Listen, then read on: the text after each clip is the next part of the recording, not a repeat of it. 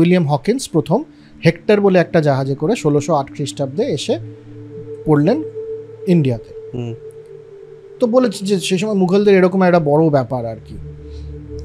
তো William Hawkins চেষ্টা করছেন যে দেখা করার জাহাঙ্গীরের সাথে, দেখা করে একটু একটা পোর্ট খোলা বা একটা ফ্যাক্টরি বানানো। ফ্যাক্টরি মানে হচ্ছে ট্রেডিং পোর্ট, আর কিছু না, মানে কিছু তৈরি হবে না ওখানে, ওয়্যার হাউস টাইপের খুলে একটা ব্যবসা করার পারমিশন দিক।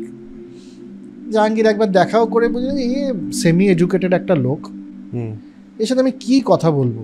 কারণ জাহাঙ্গীর কিন্তু খুব ফাইন কালচার্ড একজন মানুষ ছিলেন।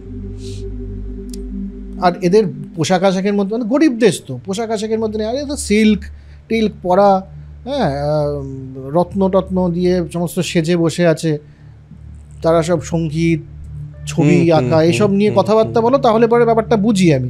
তুমি এসে বলছো আমি ছোটো পোর্ট বানাবো, ইন্টারেস্টেড নয়। তো উইলিয়াম হকিন্স পাত্তা পেলেন না।